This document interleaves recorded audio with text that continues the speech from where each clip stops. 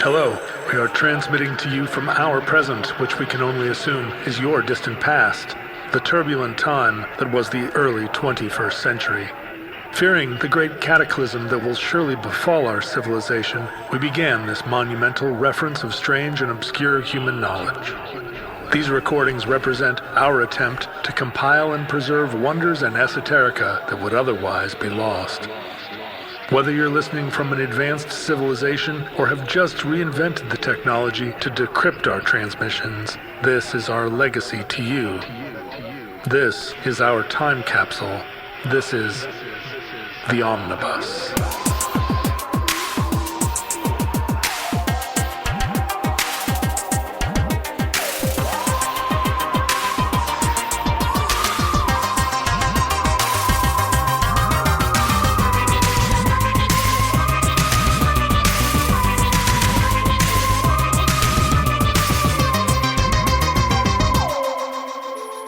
You have accessed entry 557.GE2106. Certificate number 863. Nell Gwyn. Get out of those clothes. I'll have them all off before your majesty can turn round. Hello, Emily Flake. Hello, John Roderick. You and I have just had a splendid chat, getting reacquainted, that is available to our Patreon listeners as an addenda episode. And now we're going to try and recapture all of the magic of the last 40 minutes that we've spent bandying about, but condense it into just like a few minutes, and then you're going to get put to work here. All right. Excellent. So do you remember when we first met? I do. It was right. It was in the last dying days of the pre-COVID world on a boat. That's right. It was like right at the end, right? Like it was, COVID was sweeping the nation. Yeah, it was real touch and go as to whether that boat was even going to leave harbor, but it did. And we spent the first days of the pandemic on a luxury ocean liner. We did with the... It's probably not an ocean liner. It's also not a boat. It's a cruise ship. But it was. It's true that we were meant to dock in the Dominican Republic or something, and they held us in the harbor and said, "You can't get off the boat." No, they let us into the Dominican. They did not let us into Turks and Caicos. Oh, Turks and Caicos. That's what it was. Yeah. Turks and Caicos was like, "Get your germy, disgusting out of here. We want nothing to do with you."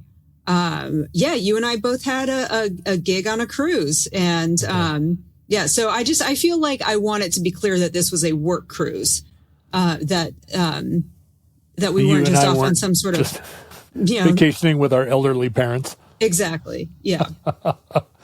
we met at a bingo game on the Royal Shuffleboard. Caribbean. We're shuffleboard buddies.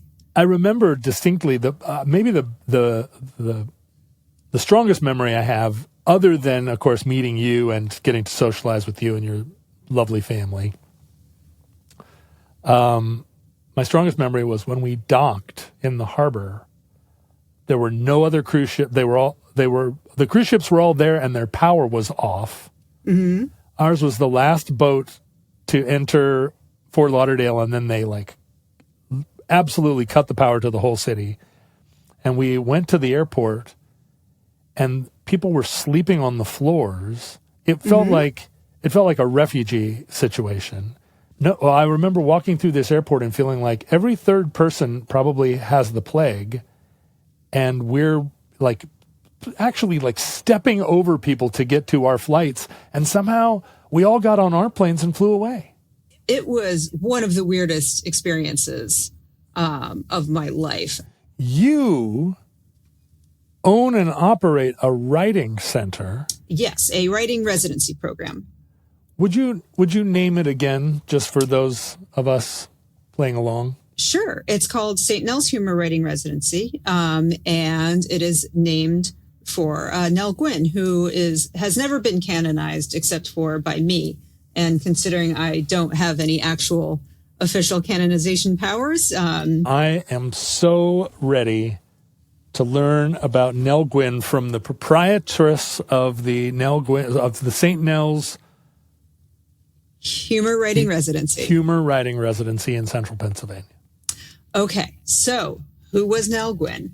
Nell Gwyn was a bawdy comedic actress during Restoration England. And so if you don't have those dates readily to mind, she was born on the 2nd of February, 1650, as Eleanor Gwyn, Nell being a nickname. She was born into abject poverty, which is always a good way to get a funny start in life. If you're like born into like 1600s abject English poverty, which is objectively one of the worst forms of poverty. And at the time, let me ask about bawdiness in the time. I know bawdiness comes and goes in terms of there are eras where you can be bawdy, where you can be even celebrated for being a little bawdy, and then there are periods where everyone's really buttoned down and there's no leeway. It's not a laughing matter. If you're a woman who is a little saucy, you get thrown down a well. So to walk us through Restoration England in terms of its acceptability. Okay, so the world she was born into was not a world that celebrated bawdiness in any way, shape, or form. Oliver Cromwell was in charge, the king of the Roundheads, bad dude. I believe his title was Lord Protector. King Charles II was in exile. Puritanical rule is not fun at all. There was no theater, no maypoles. You couldn't really do anything that brought you any joy whatsoever. Like they would put you to death for adultery.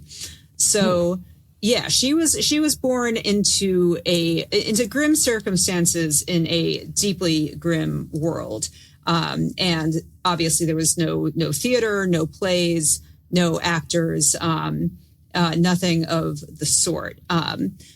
But luckily for her and for us, Oliver Cromwell died, as people do. Charles returned to England and was ready to party. So basically, like after this, abstemious, purgatory of the Cromwell period, you have this return to, like, the pendulum swings hard the other way. King Charles and his entire vibe were like incredibly just like decadent, slutty, drunken messes. So yeah, it really it was, let's just call it England's Rumspringa, I suppose. And so that's the world in which Nell Gwyn became ascendant. She started out selling oranges at the theater and rose pretty quickly from the ranks of orange seller to actress. This is London. This is London. This is London, and they found she really excelled in comedic roles. She was, just like a little redheaded spitfire of a girl, and she really, really did well in the comedies.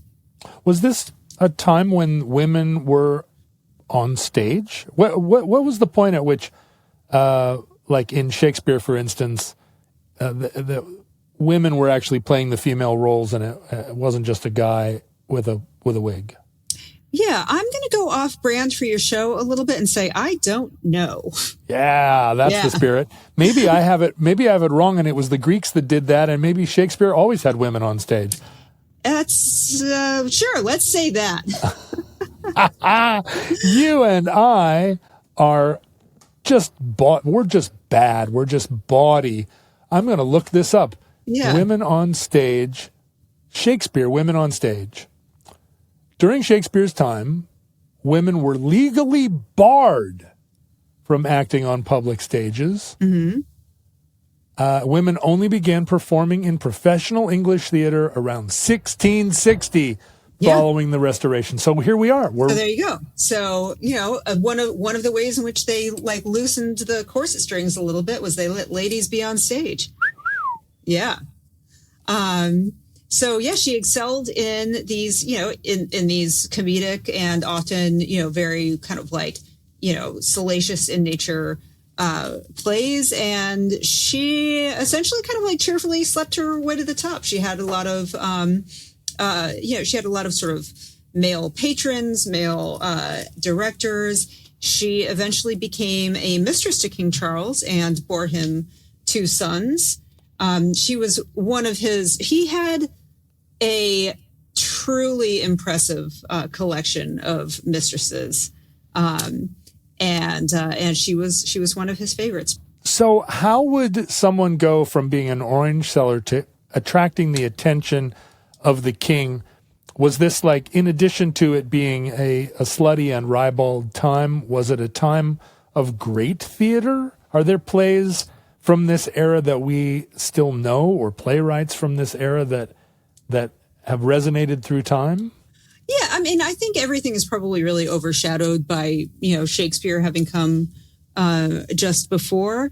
In terms of plays that are still performed today, good question. But I think that in terms of her rise from lowly orange girl to star of the stage, really it seems to be like on pure chutzpah.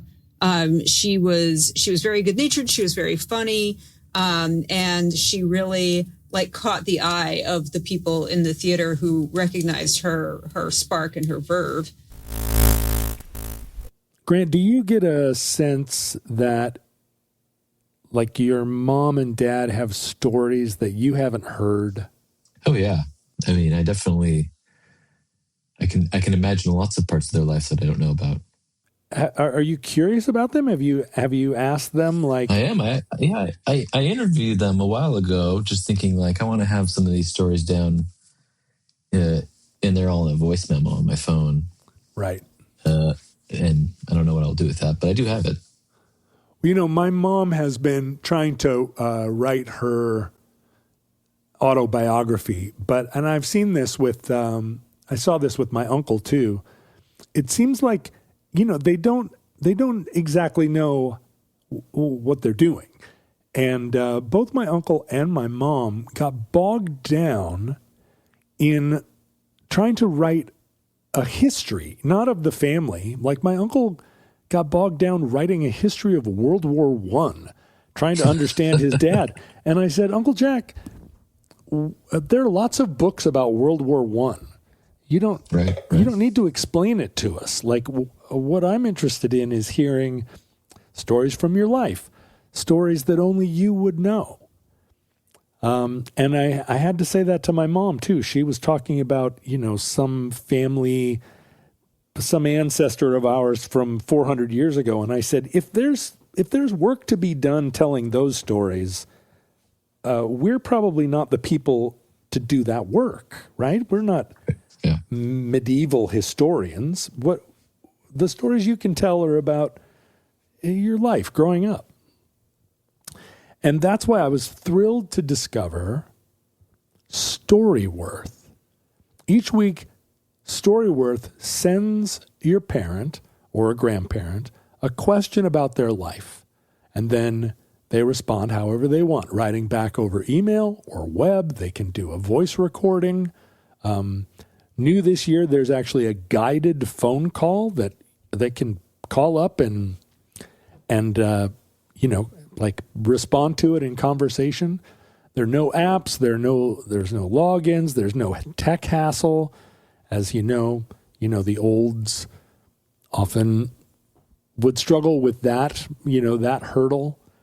But Storyworth meets them where they are so they can focus on the joy of remembering and reflecting, and you can help pick the questions. You can choose from pre-written questions, you can write your own, or you can let Storyworth create personalized questions based on their life. And then you get each story as they tell it. And after a year, Storyworth will compile everything, all their words, their photos, their life, into a beautiful hardcover book. I know families have used Storyworth to create over 1 million books, and more than 50,000 five-star reviewers agree it is a treasure your family will love. And new this year is Storyworth's unlimited plan. All you do is buy it once, And you can give Storyworth memoirs to friends and family all year. Plus, it comes with all the newest features, all the newest Storyworth features, and multiple full-color book copies. John, is there like an event coming up soon that one might use Storyworth for? Yes, only 2 weeks from now, Grant, is Father's Day.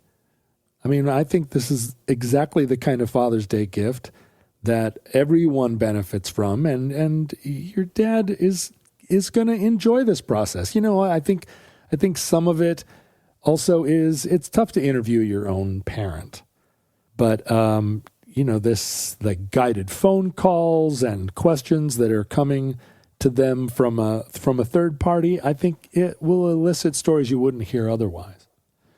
So, like I say, you can save up to $20 at storyworth.com/omnibus. I'd recommend it as a Father's Day gift. Do it today. Storyworth.com/omnibus. Were there other women that had like large public roles at the time? Can you think of, or is she like the standout example of like a prominent 17th century woman in England, or were there other people that occupied, if not similar space, then a similar stature? Yeah, there were definitely other actresses, that were popular at the time, and there were definitely other mistresses, and because London society being what it was at the time, those two worlds like overlapped quite a bit, and also everybody loved to gossip about what these people were doing. That, I guess, is just part of the English makeup. I don't know what the hello of its day was, but yeah, absolutely. She was not like the only woman in this galaxy, but she was certainly like a standout. How were you introduced to her? I found a biography of her on the sidewalk. And I happened to be walking by, so I'm like, oh, that looks interesting. And, here's the thing about Brooklyn is you can furnish your entire home and library with the stuff people just put out on the street. So this was a street book. And I found it when I was kind of in the process of putting together a Kickstarter for what eventually became St. Nell's. And I thought, wow, what a really cool historical figure to name this after. You were going to start a writing center already. What was the inspiration? You had a house in Pennsylvania and like, what do I do with this? Or did you say, I'm going to buy a house in Pennsylvania expressly to do this? I said, I'm going to buy a house in Pennsylvania expressly to do this. And in fact, I said, I'm going to start a Kickstarter so that I am able to buy a house in central Pennsylvania expressly to do this. So the house is in Williamsport, Pennsylvania, which is a lovely, lovely little city, like kind of smack in the middle of Pennsylvania. And we started going out there like over like that first big pandemic summer, and really fell in love with the place. And I don't know if you do this, but every time I go someplace, I look at Realtor to be like, what do houses cost here? And it turns out they are, relative to the East Coast, very affordable. So I just got obsessed with the idea of kind of doing something out there. My husband pointed out to me that we don't even have like buy a cheap house money, like if we're not going to live in it. So he was like, but you've always said if we could afford to buy a place upstate, you would want to run it as an artist residency. So he was like, why don't you see if you can raise some money? Do it the other way around. Yeah. So I raised $50,000 and closed on the house in December of 2020. And we took our first official residence in September 2021. And so far we've had over 160 people come and spend time there and work on projects, and make friends. And, holy cow! Well, let's come back to this because there's a lot to talk about there. But but let's rejoin the story of Nell Gwyn as she's making her way in the world today with everything she's got.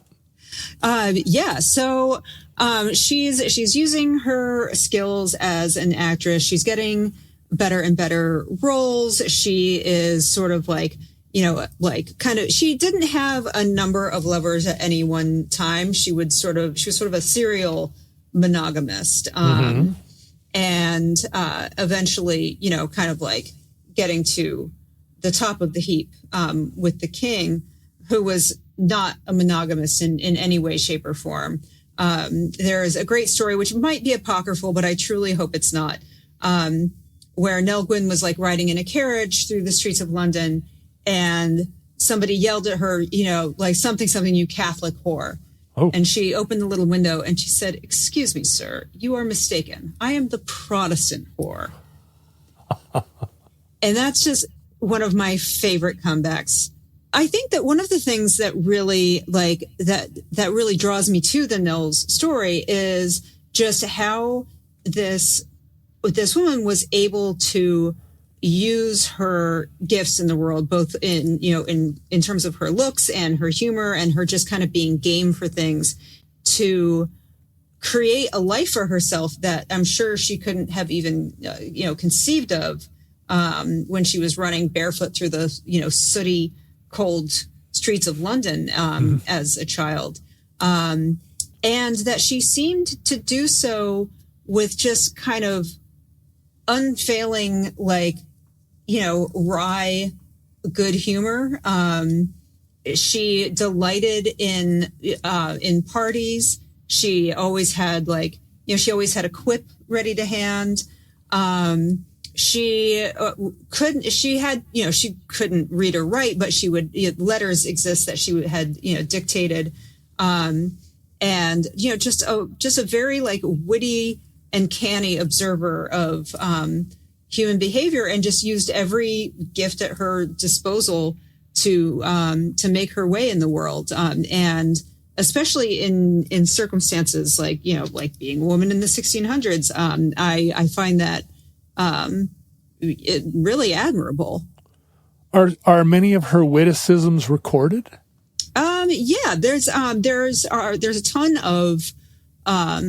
of material from the time. There's letters. She does show up, and honestly, until you said Peeps, I thought it was Pepys, and now I want to die. She does show up in his diaries as pretty witty Nell. She was a very known person at the time. And then of course, she did have two sons by the king, who she kind of used to be like, well, pay me, bitch. So she was set up with various, schemes of what we would now call child support. But Charles was also kind of he was a ghetto. He wasn't the most stable bet, let's say. And he was, of course, also, married to a queen who never was able to bear him a child. So there's that. I believe all of his children were from the other side of the sheets, as they used to say. And are his children with Nell Gwyn? Did they provide any? They did not ascend to a throne. I believe they were given some property and a title. But yeah, the eldest, and yes, I am reading this off of a screen. Her eldest son was made an earl, the Earl of Burford. Going back to Restoration England, how long did that period last? How long was it a licentious time, and how much of that survived and how much of it was rolled back? It really seemed to have been kind of the more or less just the reign of Charles II after he came back. So we're looking at about 20 28 years, not a super long time. And, I don't believe that the pendulum swung back to, like Puritanism or whatever. But, sometimes the personality really makes the era. And I think that that's something that could be said about Restoration England. I mean, really, her time on Earth was pretty, she died at 37 of a stroke that was probably because of syphilis. Was really going around, syphilis. A common way to go. Yeah. Especially with that crowd because, they were whores. But I think really what I would like people to walk away with knowing about Nell Gwyn is just that, even once she started, like getting into these positions of, theatrical and sexual power, like then something would happen, like a plague would break out or London would burn down. But she really always seemed to find a way to, get through it and come back harder, which is pretty great. And also, I kind of vibe with her because she was actually like not a good dramatic actress. Like, does that appear in the critical record? Like Samuel Pepys says in his diaries, like Nell Gwyn really is not a very good dramatic actress, but she's hilarious. The reviews and chatter at the time was like, people were like, they did not like to see her in a tragedy, because like, and she didn't like acting in them. She preferred the comedic roles. And, she's a woman whose primary lens on the world was, is this fun? Is this funny? And I like that about her. And so your writing center, does it have, is it thematic? Do you invite people? And is there a kind of, as part of the application, do people kind of meet certain criteria? Are you trying to cultivate like a culture? So yeah, it's basically the house. It's a 3-bedroom house. So the cohorts are 3 people at a time. They stay for 2 weeks. The application process is basically like a Google survey. I do kind of set it up by like, I'll have 3 stand-ups or 3 people working on a pilot or 3 satirists or 3 cartoonists. So I split it up a little bit by discipline. But mainly what I'm looking for when people apply is, I look at their work. I try to get a sense of who they are as a person. And I'm really just trying to put together 3 people that I think will benefit from being around each other. And, in a way, I'm sort of being like, like a fun yenta, I want them to have fun. I also want them to get something out of it, like, professionally, and I want them to have time and space to work. I'm not on site, for these. I don't like cruise direct it in the sense of, from this time in the morning to this time in the evening is quiet hours or anything like that. It's pretty self-directed. It's just a space where people can like get away from their lives and work on a project that they haven't really been able to like drill down on in their everyday life, and enjoy each other's company and the beauty of Williamsport. It feels like that kind of idea when we were young was something that we all kind of aspired.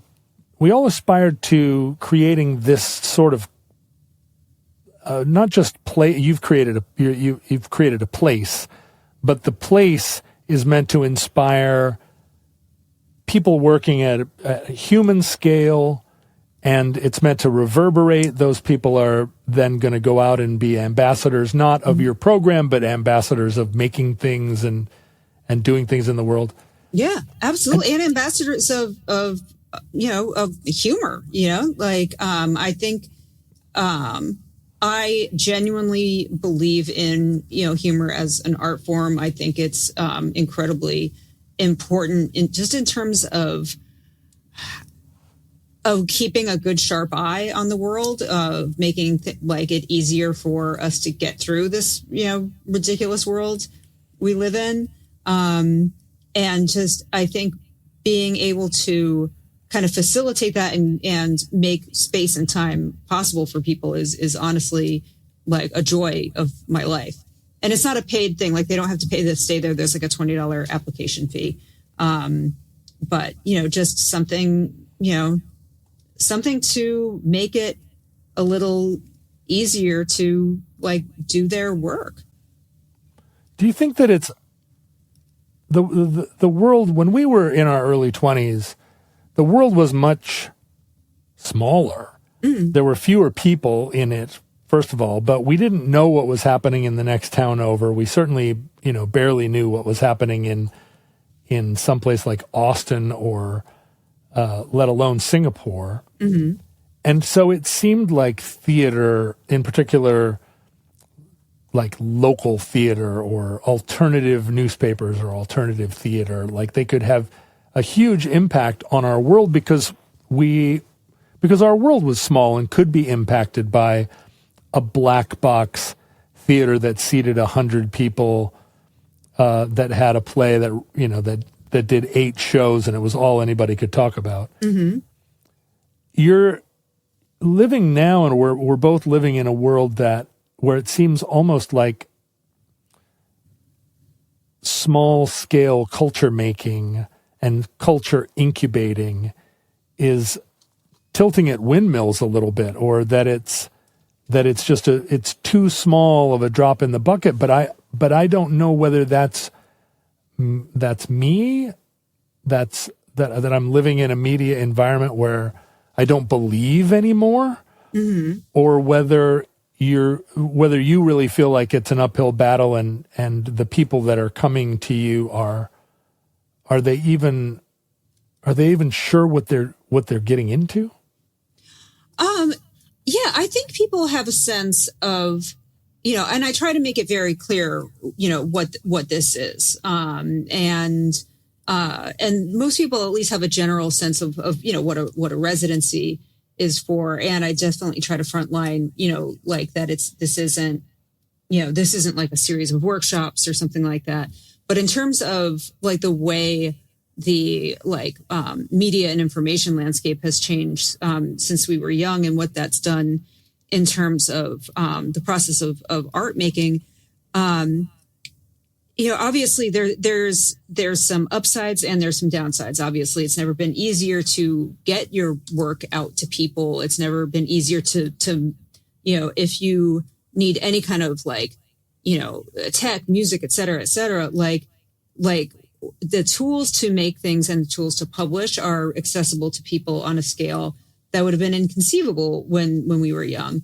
But on the other hand, I think we didn't realize how important it was for things to kind of, ferment, and become kind of seasoned in a world of, relative obscurity, where it had a chance to kind of become what it is before it was put out for public consumption.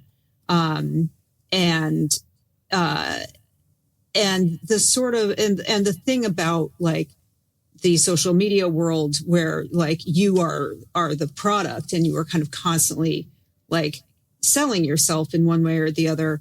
I mean, obviously there's arguments to be made that is, that everybody has done that since the beginning of time, that selling yourself has always been kind of what we do as a species. But I think that it's so easy to fall into the, like every thought you have, everything you do is something that you're going to put through the flattening medium of this screen into people that you're not interacting with in any meaningful way. And I think I feel mournful about that at times. And one of the things that I really love about, not just this residency program, but residency programs in general, is that it really gives you some time to have this very kind of like analog connection with people, and some time that we're not necessarily afforded in the everyday world. because we are from an earlier time, let's just say that Gen X were the last good people. Sure. Okay. I'll go with that. But you were raised in what I assume is the kind of the same world that I was, like a second generation and third generation feminism. Is that about right? Yeah, I think that's fair. I mean, I sort of, in much the same way that I came in at the very end of legacy media, I came in kind of at the end of Gen X. I was born in 1977, so, absolutely Gen X, but like, I think core Gen X is like a few years older than me. Yeah. But, so I was in high school, like when Riot Girl was a thing. And that, like that, for instance, is a movement that I always regarded with a little bit of distance. I sort of got a sense that there was still like a very kind of like popular mean girl vibe to a lot of that seemed inimical to what I wanted out of, art or punk rock or,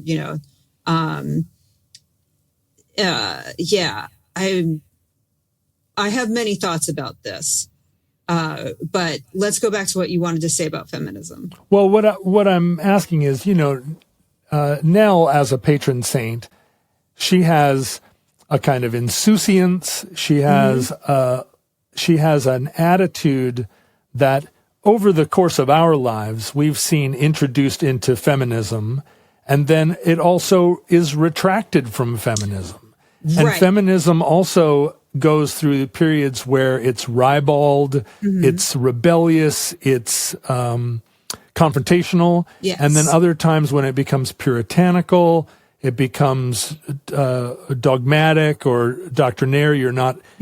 And also throughout, there's always a kind of bedrock argument that that anything goes, or I mean, if a woman says it and does it, then it qualifies whether it starts a fight or doesn't.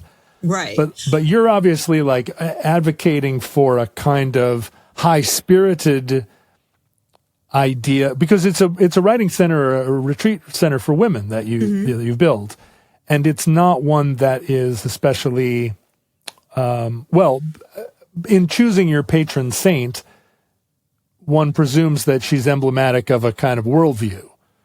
Yeah, she seems like a really good hang. And I think, being a good hang is an important part of my worldview. Generally because I think that there is, a generosity of spirit, like mixed with a willingness to skewer ridiculousness that I like. And yeah, to your point, I think that, the sort of prevailing wisdom of feminism as it moves through the decades can really shuttle between sort of like, like I think when I was a younger woman, there were, kind of leaned heavily towards like the sort of Antioch rules, the Andrew Dworkin, of it all. And then, kind of like swerves back into like sex positivity, et cetera, et cetera. I think, is Nell Gwyn a feminist hero? I don't know. She was a Nell Gwynist is what she was. She was out to like get ahead and have a good time. And I don't know that she would have described herself in any ideological terms. Right. If they even existed, but well, which they didn't, but now does it feel to you that you have to kind of introduce a little bit of the kind of excitement, or the power of bawdry? Is bawdry a word? You have of bawdiness? Bawdiness. Yeah. Do you have to introduce the power of bawdiness to younger writers as a thing that that doesn't immediately get into problematic culture? Like what I mean is like there's sex positivity, but there's also a lot of contemporary restrictions on language, Sure. on gender. where it might not be as easy for someone to feel just at complete liberty to express herself. Right. And I think this is again where, and for your listeners who are ponying up, they'll get me talking about how I don't consider like my tastes prescriptive per se. Right. I like to just sort of like what I like and make what I make, and let that kind of speak for itself in terms of like what I consider it, to be a good way in the world. I don't know that I've necessarily ever felt like I was in a position to, I've never like necessarily like butted heads, say, with like a younger female comic over like what was or was not okay to say per se. And it's, arguably, I don't, and I've had some younger cohorts come through, but most of my like friends or people I spend a lot of time around, like have always either been like my age or older. In recent years, I've started to have millennial friends, which has been fun. My goodness.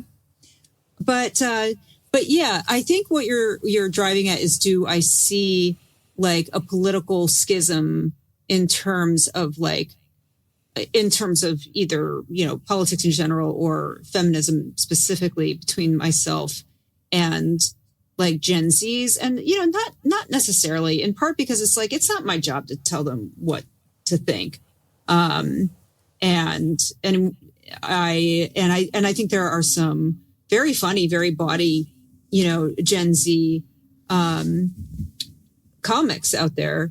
A lot. Yeah, there are a ton. I also think that there's so much less of, I feel like everything is atomized into so many like different things. I don't think there's like necessarily like a comedy monoculture right now that people are hewing to. I think that there are, there's probably, if you want comedy that's aligned with your very specific worldview, I'm sure you can find it. You know what I mean? Yeah. But it does feel, I feel a lot of hopefulness about Gen Z, that where it feels like there is a kind of new awakening. I don't know if it's quite an awakening at the level of the restoration of Charles I after the death of Oliver Cromwell. Right. But I do feel like there's a new kind of irony that's seeping back into the way that comedy's being performed, where maybe Nell Gwyn 10 years ago would have been less welcome as a standard bearer. Perhaps. Although, yeah, maybe.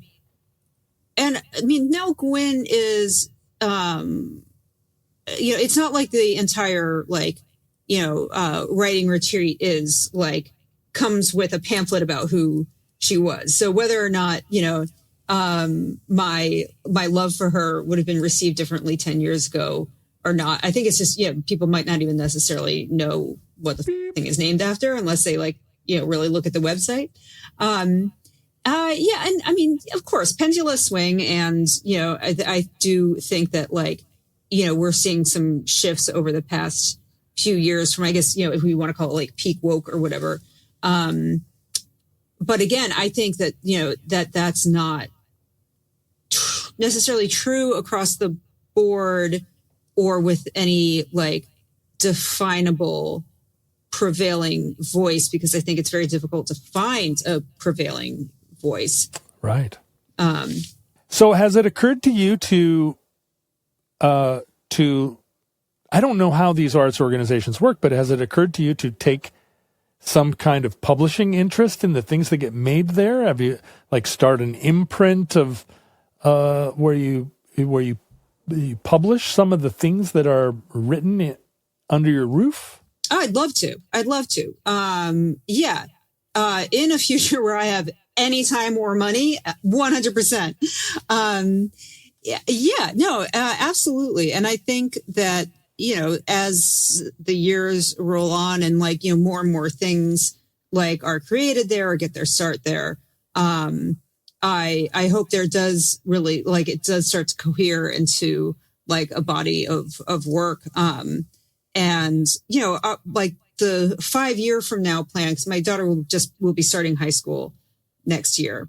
When she's done with high school, our plan is to relocate out to Williamsport, basically full time, raise more money to get a bigger house to be Nell's too. And I would love to start doing like a lot of in-person programming and really expanding Nell's into a much bigger, universe. So that, you know, I mean, that is what I would like to have happen. I hesitate to say plan because I think that makes God laugh. But yeah, absolutely. And I mean, already, like, you know, there are a ton of like McSweeney's collaborations that have come around because of like women who were in the house together. You know, like people have, you know, like it is, again, it is just absolutely like, it is a joyful community, and it is a really, and it is a community full stop, you know, like people really like seeing people like, you know, support each other and work on things together and just help each other is really, really lovely. Does Williamsport have the attributes of a town that could become an artist colony? Is it close enough to New York or to other places? Is there actually a functioning downtown? Like, could you gradually turn it into a place like Hudson where people go to? Okay, first of all, Hudson. Second of all, boom, boom, boom, boom, shots fired. Second of all, Williamsport. So no wine bars, you're saying? Williamsport already has its own perfectly good arts community that very kindly has like welcomed me in. Nice. And been incredibly supportive to me and to what I'm doing. Like, I mean, I have been absolutely like blown away with how kind, how immediately like helpful, how much like, I met the mayor came to the house. I sat down and had a long talk with the mayor. He is the nicest dude. Lycoming Arts is a great foundation out there. There is a place called the Pajama Factory, which is like, it's an old pajama factory that's been turned into artist studios and like retail. Wow. And there are a ton of like incredible local artists that have studios there. Wow. It's a very LGBTQ friendly town.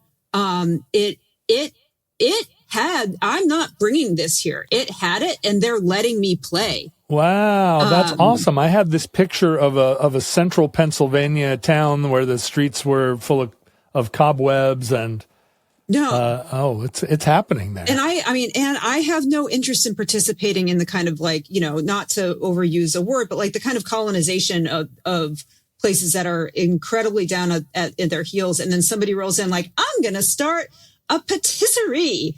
And then like 4 or 5 other people with more money than sense try to go up there and make it a thing. And it works out terrible for everybody because the people that were there to begin with don't get actual jobs or help or anything. And the people that do live there, like look at the people who were there, like they're pieces of shit. And that dynamic makes me mad every single time I think about it. Obviously, because now I'm getting all worked up. Yeah. Now you're fired up. Yeah. But yeah, like Williamsport, that's not the dynamic that's happening there. And yeah, I'm just like grateful that they're letting me hang out. One of the top 5 cocktails I've ever had in my life was in a Williamsport bar. Let's close out with a little bit of like a St. Nell's show, a little St. Nell's ad. Absolutely. The website is stnells.com. That's STNELLS.com. I will open applications for late July soon. I really need to get on that. There's a ton of information on the website. They're also welcome to email me and I will tell them anything they want to know. And yeah, just take a look. And if you have any extremely wealthy listeners who want to donate, that is always welcome. And what you asked if there was any idea when this was coming out. Was that because of your July deadline?